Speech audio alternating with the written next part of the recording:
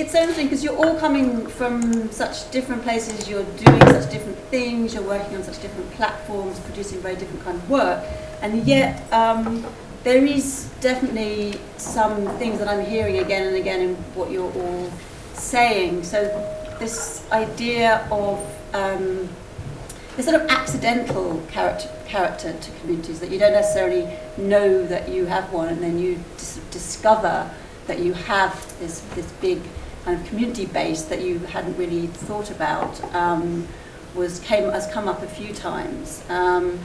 And I think also the idea that you can take, one community can be brought to another context, that you get to be part of the community and then, bring them with you somewhere else. And so this whole idea of long term, really, how long term the whole process is. And I just wondered whether we could pick up on that in terms of there are writers and publishers and game and digital creators here who are thinking about, well, how do I go about this? I mean, how long term do we need to think? I mean, if people are at the beginning of this, how do they need to plan? How long term is this process? I mean, I'm just sort of throwing that out to all of you, really, to hear what your different perspectives or similar perspectives might be. Yeah, I thought Kate raised one interesting point towards the end, which was I think what was really important, it's a marathon, not a sprint. A community builds very, very slowly. I think you've mentioned that before. But she also raised the point of continuity. For example, I write a blog, which I've written for the last 7 years, called The Pain and Passion of a Small Publisher. Every week, whatever the weather, I write that blog. And Twitter the same. You have to perform. You just have to be there. You can't just say, today I don't feel like it. And I think that's something, especially in the creative industry, people don't totally, with every new intern I have, I go through the same thing. I give the intern the job to tweet, and I say 5 tweets a day. I then check at the end of the day, they're about 2. And I say, well, where are the other 3? Oh, I didn't know what to tweet. I said, that's beside the point. We create content. Think of something. Go and, create. And that's quite interesting, I think, with the creative industry. That ultimately, you were saying, it's a business also. I think, and Kate, she clearly has her business hat on. She knows it's not just about being creative. It's a business. You have to keep it you have to keep the show on the because road. Otherwise you don't get to keep on doing it. It's not because you're ruthless and venal and you think you're going to make a load of money. And if you think you're going to make a load of money, then I'm really sorry. That even we evil corporate publishers, I need those pink books to sell so that I can publish the books that we really, really passionately want to publish, that could go on and win a prize, or where an author we hope has got a long-term career and may not start to sell at a high level from the very beginning. It's all just about being able to keep doing it so that you don't have to go back to your IT programming. I think I don't have to. When you say it's not a matter of being venal, I had to look 3 of my friends in the eyes and tell them they no longer had a job when our business started to downturn, and that's not something you forget. I absolutely agree with what you just said. It's what Kate said. You don't see the results of the things you do today until months or even years down the line. It's a slow process, and I'm still seeing whether it's people we talked to online or people we were nice to on a support ticket 4 years ago, or talks I did. This stuff comes back, and it's especially true in the digital age, because nothing is ever forgotten online. So be nice. Be nice. I have lost my temper a few times with stupid fucking people, and I shouldn't have. I gained nothing from a moment venting bile. They got some attention, and things I've said might be dug up and used against me for years to come. just going on, because you're in the middle. Greenwich Book Festival, you talked about 3 years, so you're in that middle bit of those 3 years. If we're thinking that your long term is 3 years, I don't know if we are thinking that, but you said that at the beginning. So what are you going to be doing this? I mean, in terms of, you were saying some things worked last year. Some people came when things were sold out. Some events few people came to, but we know from Alex that that's still spreading and still having its influence. But so do you have different plans this year, different strategies? How are you going to build? We're kind of working on different things. I mean, Yeah. I had a kind of brainstorm over too many glasses of wine one evening. It suddenly occurred to me that if we could get people to buy tickets to things that they'd heard about and they did want to see, we could give them tickets to go and see things that they hadn't heard of. So we have events for them, which essentially, well, you've come to see this, but why don't you also go and see this?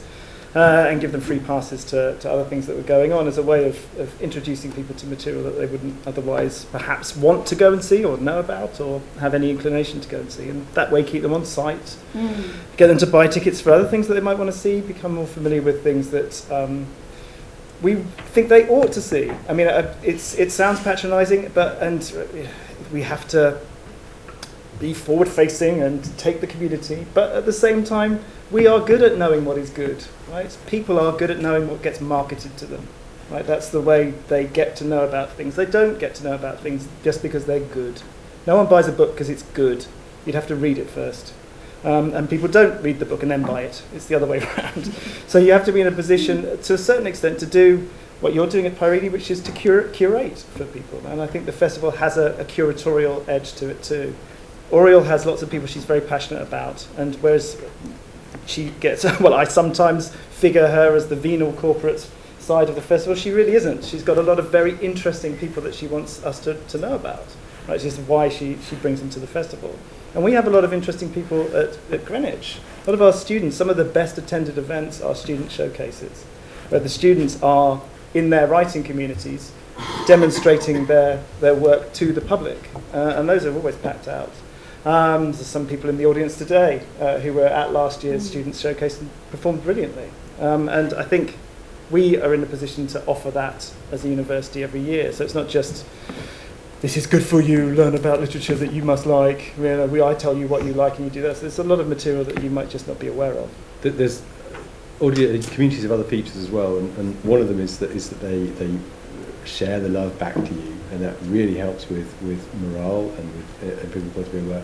Another is we hire from our community. It's very common for game studios to do that. I don't know, I can see you guys nodding, so obviously it happens in publishers as well. I assume that's where you get interns and things. Yeah, exactly. But we've made 3-4 permanent hires from our community to date, never mind interns we've hired, because these are the people who care about your stuff, love your stuff, and often, which is really important, you will have a persistent digital record of their interactions with other community members, which will give you a much better idea of what kind of person they are than an interview.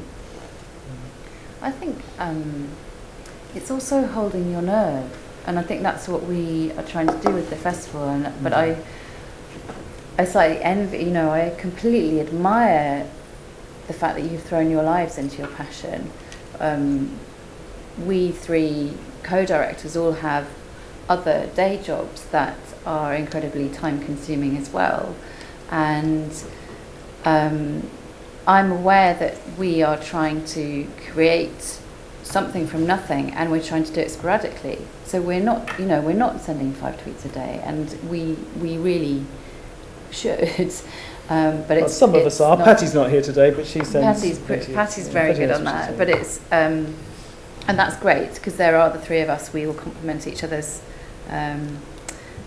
sort of skill sets and knowledge. But I do think that something that's come through from everything is that hold your nerve in what you believe in and in what you like, and other people will come to that. Like Kate was saying, don't pretend to be someone else, and don't. And I think that's where big corporations really struggle, because you can't, as a big corporation, unless you allow the freedom of your staff to express themselves, which some companies are good at and some are scared by, a corporation can't do that. passion in my bedroom. Oops, there's my cat, let's hide it back away again. You know, that just... And I think it's one of those things of expectation too. I think when you're talking about building a community, that has to be the end game of this. I want to build a community of people who are interested in the things that I'm interested in. Not, I can monetize this at some point. That may well be something that you can do at some point, but part of not being able to fake it is not accepting... I think your end game is, I want to enjoy the company of a community. Perhaps, rather than even I want to build a community, because it's so nebulous. But if you go into it thinking, well, here's a strategy for me to sell more books, I think that's when you get sniffed out, which is what people are saying. So maybe it's true in books. Yeah. It's not true in games. Not everybody all the time, but people basically understand that you need to keep the lights on and eat. And we have been explicit, and other games studios have been explicit in saying to our community, we really need to get the work out so we can make more of these kind of games. And we get people, it's very, very easy to pirate games. Mostly people don't pirate games because of the convenience of not pirating games. Digital distribution makes it relatively easy to buy games. But we get people buying our games because they say, I want to support a studio that does this kind of work and make sure they make more games. And so people understand that, yes, we're making games, we really love making games, that's why we're doing that rather than something else. But also, the reason we keep telling you about this stuff is that you buy it. So, I'm sure. I think the overheads are a lot different. I think the main difference between book publishing and book writing and games production is you need to cover that cash outlay one way or another. Whereas for lots of writers anyway, lots of writers who wouldn't consider themselves commercially successful, they just have to commit. That is their thing. To a certain extent, someone's got to invest in publishing. But I think we need to learn from you, actually, because I worry that writing in particular is not valued as high as it should be. People are prepared to pay more on a greetings card than they are for an ebook or a book or a coffee. And then, as you say, your novel takes you 3 or 4 years to write, and yet you think that having to pay 99p for it to Amazon feels like too much money. Yeah. So actually, because and I think the wonderful thing about Kickstarter is that is an absolutely committed community who will pay money to support you, and that's why I really watch with interest the work of people like Unbound, who they've created prize-winning fiction that way. It's happening a lot. There's Influx Press, if anybody's familiar with their stuff. They've got their Unreliable Guide to London is being kickstarted at the moment, which that met its Kickstarter target, I think, or is about to meet its Kickstarter target in about 2 days. So you can publish books just by being interested enough to commit to buying the bloody things at some point. But that means you need to have, Unbound, for example, is very aware of it, and they actually choose their authors accordingly if the author is willing to go out and build a community. Already has one, But that's also what is exciting, actually, about our book industry, I think, is that actually... So we always talk about publishing is going down the drain and but what are we talking about? We're talking about the last, let's say, maximum 100 years. It was never that way in publishing before, and it will never be again. There was a glorious time in which we were all born into, basically, or at least us here, sitting here, and that's gone. But publishers, writers, never made huge money. Publishers never made huge money. Publishers, they used to be booksellers and publishers and writers all in one.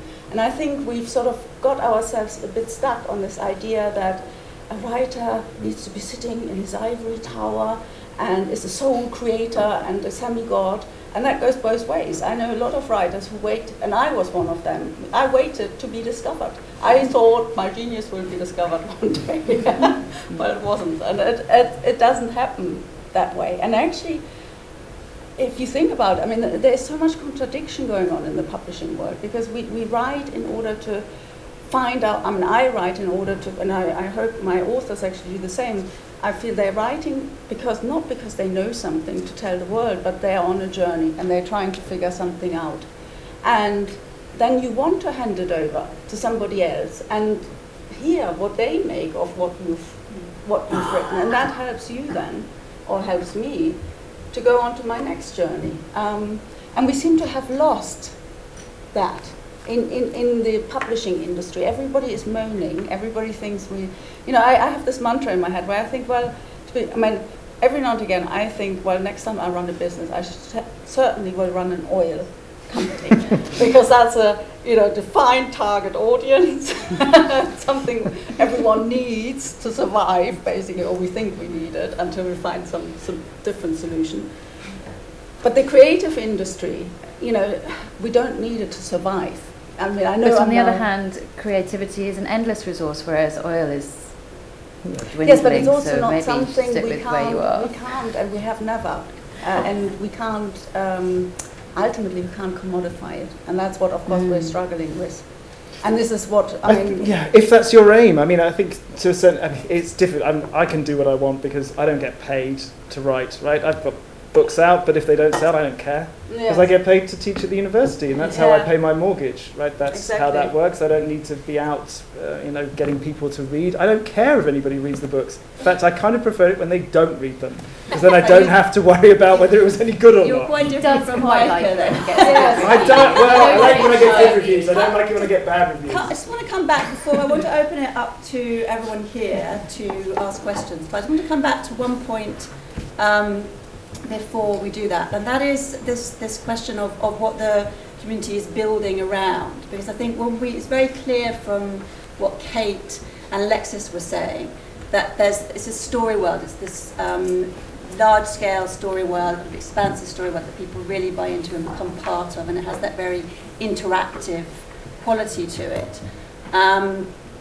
With the Pyrene Press, as you're saying, it's the brand. It's what Pyrene stands for. It's people knowing that they come to that, and it's not for one particular book. It's just that there's a sort of kind of thing that you do, and they can build around that and keep coming back to it.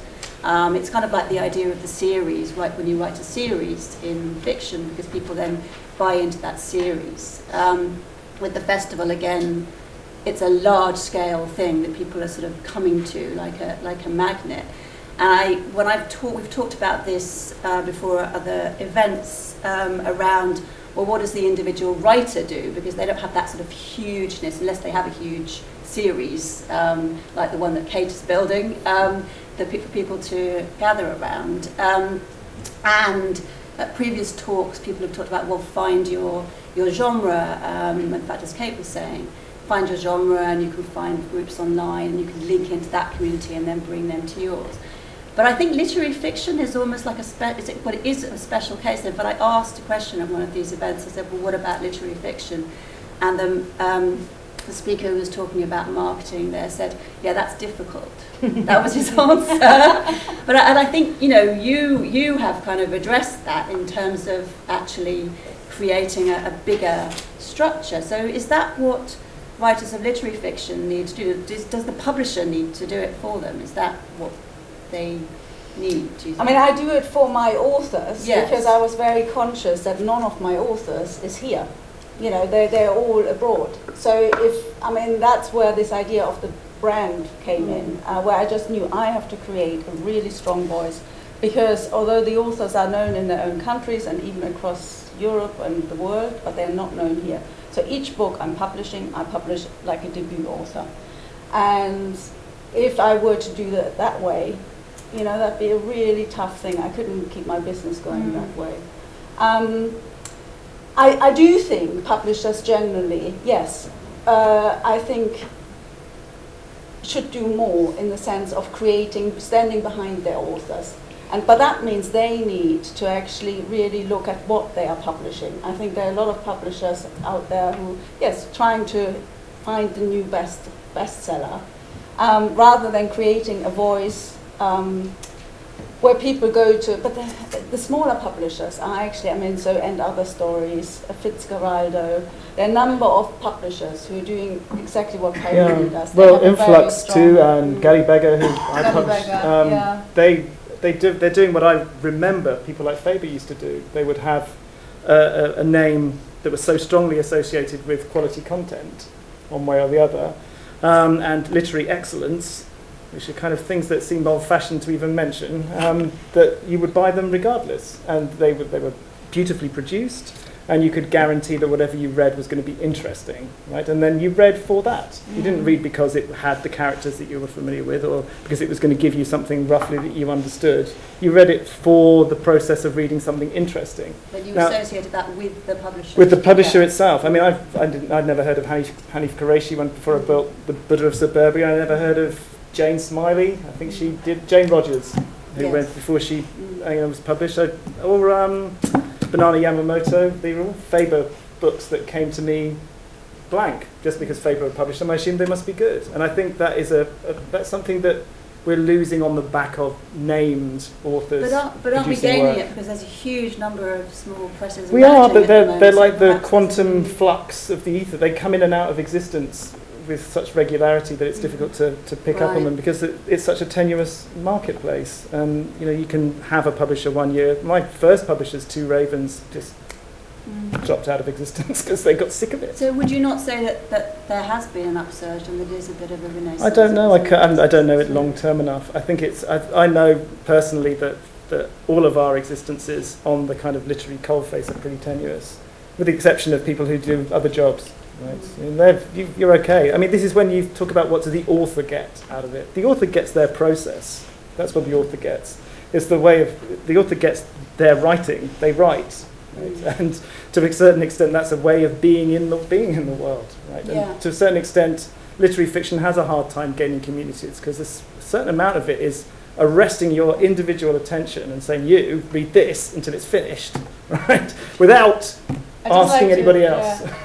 I just at this point I always love to give some statistics, because I think there's also this. I was certainly, until I started running Pyrini, I had no idea of sales figures, and I always assumed that I don't know. I didn't have a specific figure. Now, to just put this into context, so last year 60,000 new titles were published in the UK alone. 75% of all books sold, which doesn't include the books which don't even sell a single copy, sell less than 17 copies. And only 5% sell more than 100 copies. And that 5% includes bestsellers like, Harry Potter and 50 Shades of Grey. So basically, if your book sells 100 copies, you are in the top 5% of best-selling books. And even, big literary authors like, oh gosh, now I can't think of a big literary author. I'm just thinking, God, who was it? Ian McEwan. Yeah, Ian McEwan's hardback, I think, sells about 3,000 copies when it comes out. Even for me, that was absolutely, I thought at least he's got a name, would sell about 10,000. So it's really important to actually, and that's not nothing new. I think that's always been the case. I think what is new is how easy it is to publish. Yeah. And that's a bit challenging. And there are too many books published. Certainly. And they're not selling because they're not good. And then there are some that are good that don't get the light of day either. Yeah. And that's, you were asking what a writer should do. I think a writer should write. And I think a writer should write what they want to write and what they believe in. And they shouldn't try to write to a model. And those books that shouldn't be published in my mind are ones that are someone thinking, oh, that person has made a load of money by writing that kind of fiction, so I will try and write that kind of fiction, even though in my heart I despise that kind of fiction. That's where it really doesn't work. And I think what the successful community models show is that actually it's driven by the passion and a distinctive passion of an individual who has a warm and welcoming voice that speaks to other passionate individuals who enjoy that kind of distinctive thing, whatever it is, whether it's a particular game or a particular style of writing. And as everyone has said, it's about being true to that core. And then there are things you can do to help to amplify it and to be strategic about it. And realize it's not a 9-to-5 job. And there's no way that the amount of hours you put in, you can say, I ought to be earning X amount. I mean, then you're in the wrong business. It is absolutely true, and I think it's really important to face up to it, because otherwise, yeah, I mean, otherwise you spend your time being miserable, really.